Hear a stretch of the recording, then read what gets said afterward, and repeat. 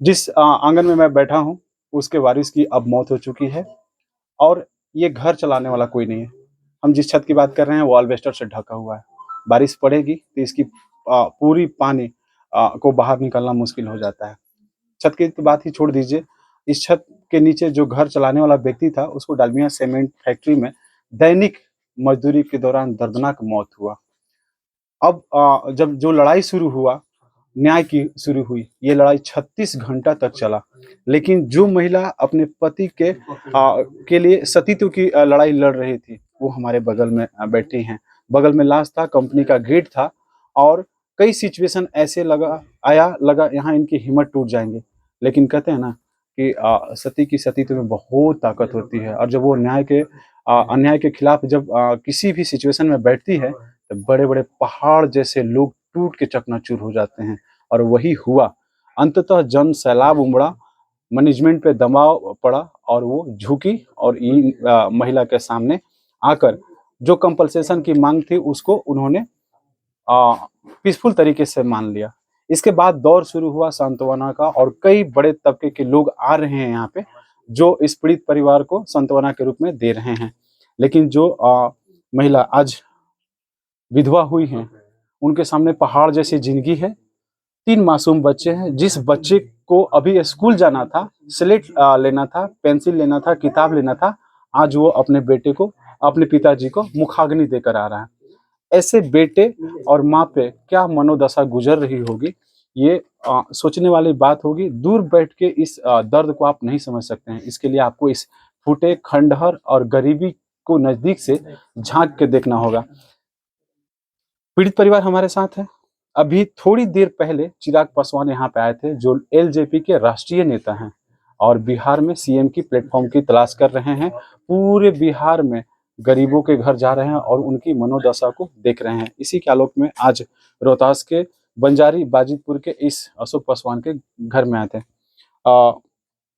सबसे पहले तो आप अपना नाम बताइएगा, क्या नाम आप लिखती हैं? गीता देवी। गीता जी, चिराग पासवान आपके एकदम काफी करीब बैठे थे। क्या बातचीत हुई उनसे और क्या आश्वासन और सांत्वना उन्होंने दिया आपसे? पूछ रहा था कि क्या हुआ, कैसे हुआ। हम बताया कि कंपनी में ऐसे हो गया, मेरे पति के जल गए थे। पटना में भर्ती थे, लेके 10 दिन नहीं समझा। बोले कि कुछ दिया कंपनी, तो बोले 5 लाख रुपया दिया है।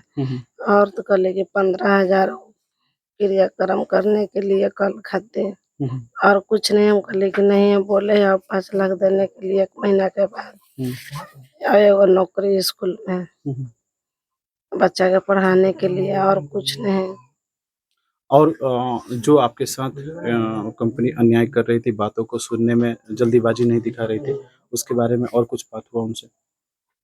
पूछ रहा था तो बताए 2 दिन से वहीं घामा में भी, रात में भी वहीं लेके अपने पति के हम अगोर कर रो रहे थे, छछन रहे थे, वो नहीं सुन रहा था। मेरे साथ बहुत पब्लिक लड़ रहे थे। बोले कि चलो बहन सही है, हम भी हैं मेरे साथ, हम मदद करेंगे, नंबर दिए,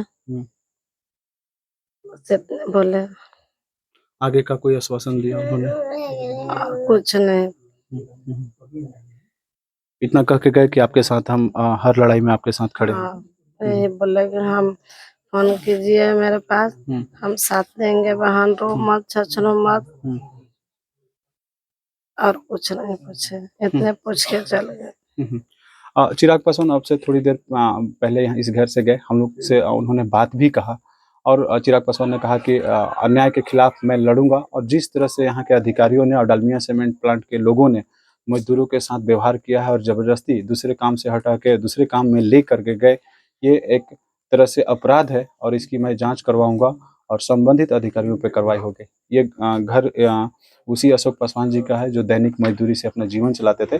लेकिन जिस तरह से मैंने जिक्र किया कि अब इस परिवार का क्या होगा, भरण पोषण कैसे होगा और पहाड़ जैसी जिंदगी ये महिला अपने 3 मासूम बच्चों के साथ लेकर कैसे जिएगी, ये सबसे बड़ा सवाल है। और ये सवाल सिर्फ इसी गांव का नहीं, कई ऐसे पीड़ित परिवार हैं जो अपने जीवन और रोजगार के तलाश में सामने वाले के तरफ कातिर निगाहों से देखते हैं। आप सभी मेरे साथ बने रहिए। बहुत बहुत धन्यवाद। Thank you.